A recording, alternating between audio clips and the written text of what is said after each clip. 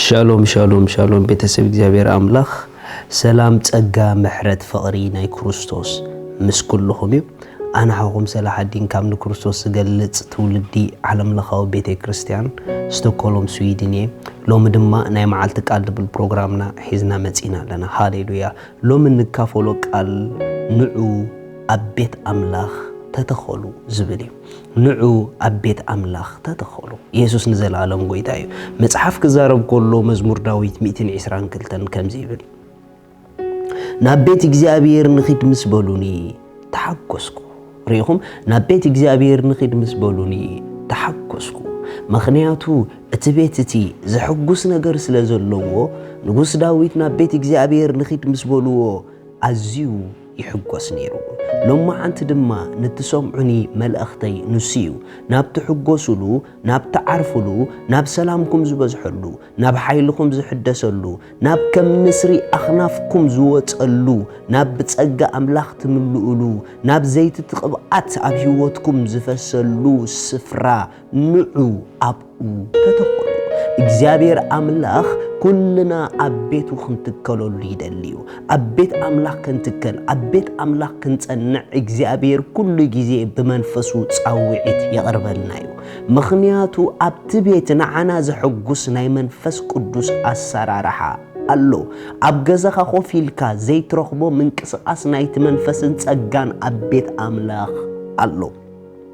ريخوم أحوات سلازة أفتبيتتي مخاد بالطعمي نهيوتنا أقداسيو أب حدش كيدان كافت حدا أقداسي بيت أملاخ مخاديو منفس أملاخ وشتنا اللودي أولو حكيو نجر الجنة وشتنا زولو منفس أب تتصبح بقو اندا تملأنا مسؤو زلنا ركب أب تتصبح اندا وسخن اندا حبين كخيد اتي منفس قدس زسرح اللو بيت أب أخن ركب تسقاخن كافل يدلينايو ريخو محوات بيت أملاخ نزبلت هيوت نناي كريستوس هيوت كم فقاد أملاخ كم حسب أملاخ نزخون هيوت النسلتنا الله بيتع أفتا بيت زاءتو السب عفو الزراربو أمرو التحساسبو تقانيو تلويتو ناي هيوتو سقمتو كم فقاد أملاخ كوينو نخوت بيت أملاخ أب هيوت كريستيان عبتر اللوا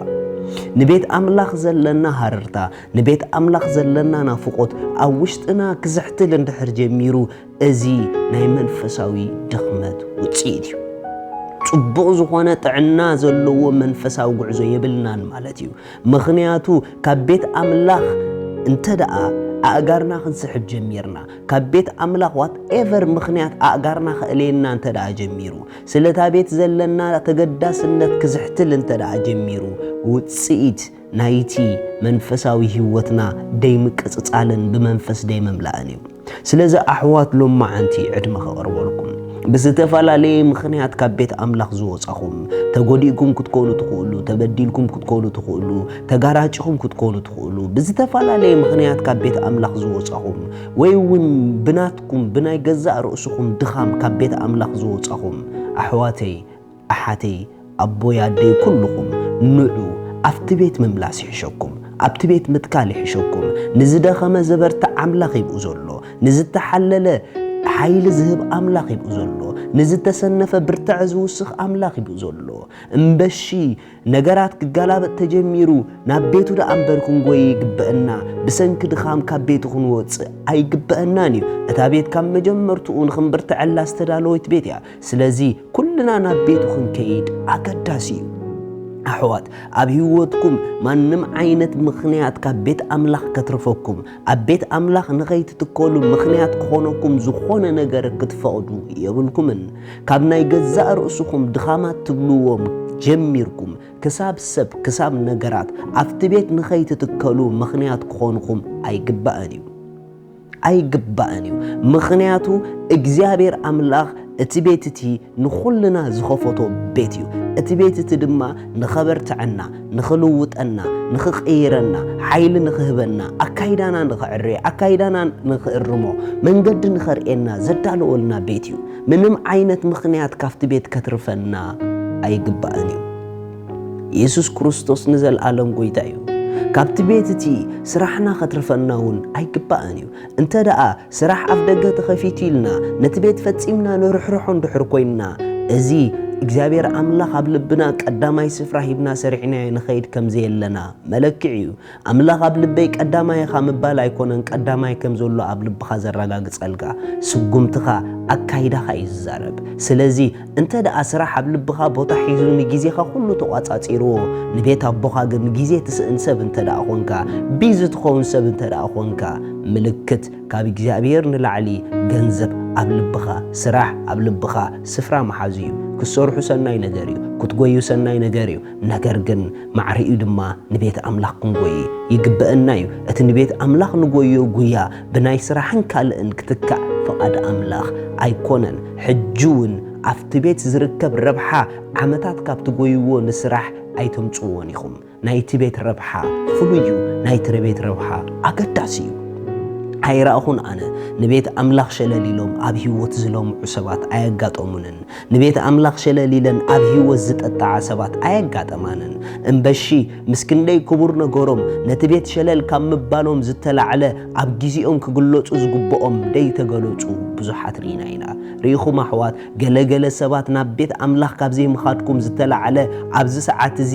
ኔሽን ከተናቃንቁ ዝግብአኩም ጌና ኣብ ገዛውትኩም ተሓጺርኩም ተሪፍኩም ኣለኹም ጌና ኣብ ገዛ ከተሓጺር ከተሪፍ ክለኺ ግን እቲ ግዜቲ ኔሽን ከተናቃንቁሉ ዝግብአኪ ንትውልድ በረኸት ክትኮኑሉ ዝግብአኪ ነይሩ ሰኣን ናብታ ንዓኸ ትገልጸክ ቤት ምጉያይኪ ከይተገለጽ ክኾፊል ክለኺ ሓፍተይ ሓወይ እታ ቤት እቲኣ ትገልጽ እያ ናፍታ ቤት ንዑ ኣብ ኣንተከል እሳ ድማ ክትገልጸና እያ መጽሓፍ ክዛረብ ከሎ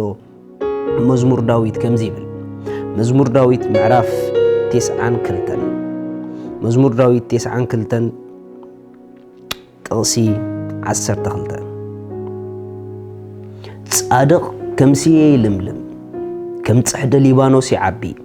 እቶም ኣብ ቤት እግዚአብሔር እተተኸሉ ኣብ ኣጸድ ኣምላኽና ኢሎም ሪኢኹም ኣሕዋት እቶም ኣብ ናይ እግዚአብሔር ቤት ዝተተኸሉ ኣብኡ ንነዊሕ ግዜ ደው ዝብሉ ኣብኡ ንነዊሕ ግዜ ዝጸንዑ ማንም ዓይነት ኩነታት ካፍቲ ቤት ኔማን ጸጋም ንኸየብሎም ዝወሰኑ ሰባት እዚኦም ኣብ ናይ እግዚአብሔር ኣጸድ ህይወቶም ናብርኦም ቤቶም ጉዕዞኦም መጻኢኦም ኩሉ ይልምልም ስለዚ ምልምላም ኣብ ምትካልን ኣብ ምጽናዕ ኣብ ቤት እዩ ዘሎ ንዑ ንቤት ኣምላኽ ኣብኣ ተተኸሉ ንሳ ድማ ከተልማዐኩም እያ ሃሌሉያ ስለዚ ኩልና ከምዚልና ንጸልይ ንኣውጅ እግዚአብሔር ኣቦ ስለ ቤትካ የመስግነካ ኣለኹ ጸጋ ዝምልአላ ዝፍወሰላ ሓይሊ ዝምልአላ ቤት ስለ ዝኾነት ኩሉ ግዜ ኣብ ቤትካ ብሰናይካ ስለ ተጽግበኒ እግዚአብሔር ኣቦ የመስግነካ ኣለኹ ናይ ህይወት ጎደናይ እተጸብቕ እትቃንየኒ እተሰልጥነኒ ቤት ስለ ዝኾነት ኣምላኸይ ስለ ቤትካ ክብሪ ይህበካ ኣለኹ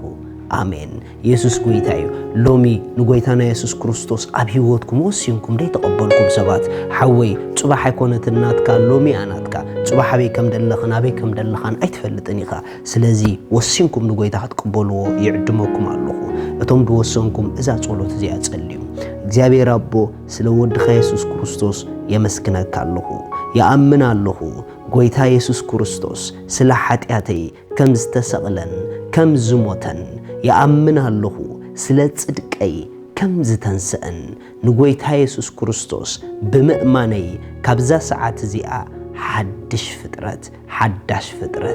إيه آمين نزوسان زوسونكم انقوا حقوسوكم بزب تحت زولو تليفون كونتاكت قبورنا يخم كنرخبوكم هنا شالوم